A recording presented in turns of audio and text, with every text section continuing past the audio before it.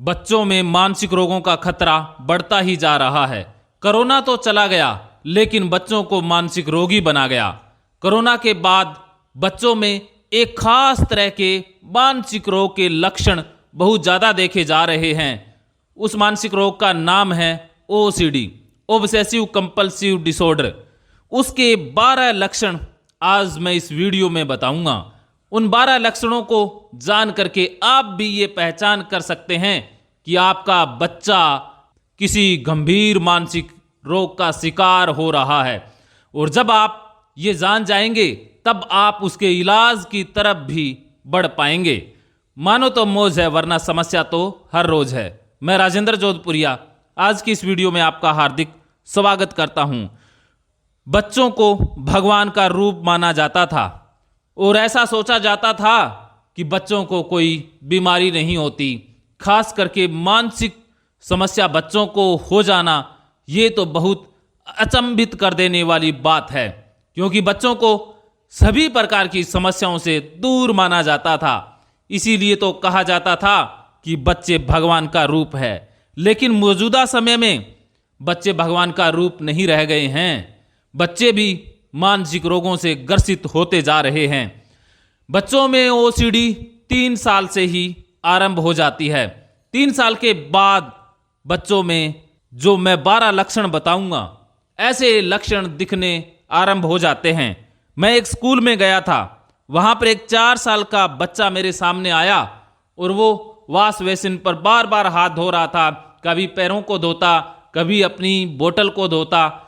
इस तरह से वो 15 मिनट तक धोता ही रहा। मैंने उसी वक्त पहचान लिया था कि ये बच्चा OCD से ग्रसित हो चुका है। लेकिन OCD सिर्फ हाथ धोने या साफ सफाई तक सीमित नहीं है। इसके अलावा भी 12 प्रकार की OCD होती है और उन सभी के लक्षण मैं आज की इस वीडियो में बताने जा रहा हूं। तो सबसे पहले जानते हैं 12वां लक्षण।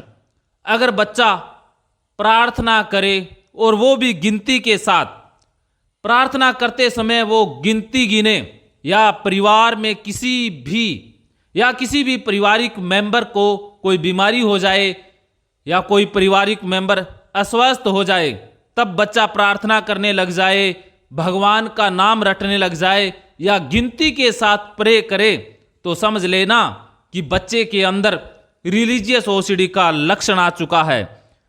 उसके अलावा 11वां लक्षण इस प्रकार है। बच्चा बार बार आश्वासन के लिए अनुरोध करें। बच्चा एक ही बात को बार बार पूछता है और जब तक आप ना बताएं तब तक वो आपका पीछा ना छोड़ें, तो समझ लीजिए कि ये रीइंश्योर OCD का एक लक्षण है। वैसे बच्चों में जिज्ञासा तो बहुत होती है, वो एक चीज को 2-3 बार पूछ सकते हैं। लेकिन OCD में जब बच्चा पूछता है तो वो एंजाइटी के कारण पूछता है, उसे बेचैनी होती है। जब तक आप उसे नहीं बताएंगे वो बेचैन रहेगा, वो आपके पीछे ही पड़ जाएगा। आप उसे डांटेंगे तब भी वो मानेगा नहीं, वो गुस्सा नहीं करेगा, अलबत्ता वो तरले मिन्नतें भी करेगा और आपसे पूछे बगैर मानेगा ही नहीं। तब ये कहा जा सकता है कि ये रीइंश्योर OCD का एक लक्षण है। इसके अलावा 10वां लक्षण है कुछ चीजों को छूने से बचना।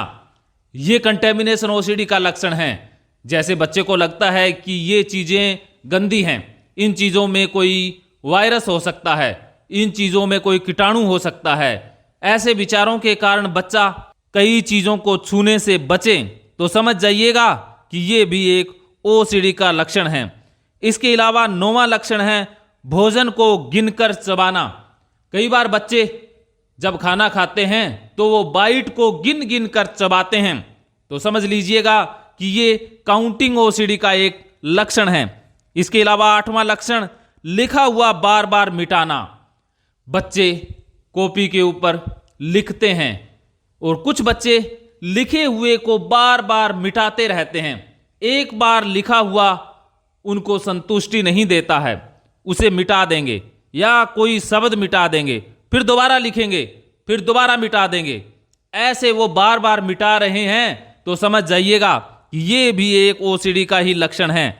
7वां लक्षण स्कूल के काम को बार बार करना, गिन कर करना या चेक करते रहना या बार बार करना।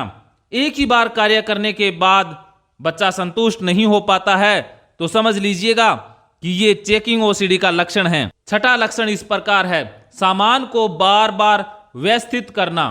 बच्चे सामान को सही जगह पर रखते हैं या माँ बाप भी बच्चों को सिखाते हैं कि सामान को सही जगह पर रखा करो। जिस कमरे में आप कपड़े उतारते हो वहां पर शर्ट या अन्य कपड़ों को सही जगह पर रखो।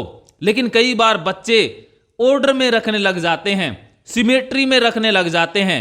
अगर कोई उस ऑर्डर को तोड़ दे, चीजों को अव्यवस्थित कर दे तो उनको चिंता हो जाती है। वो चिल्लाते हैं, बार बार व्यवस्थित करने की मांग करते हैं या खुद करते हैं।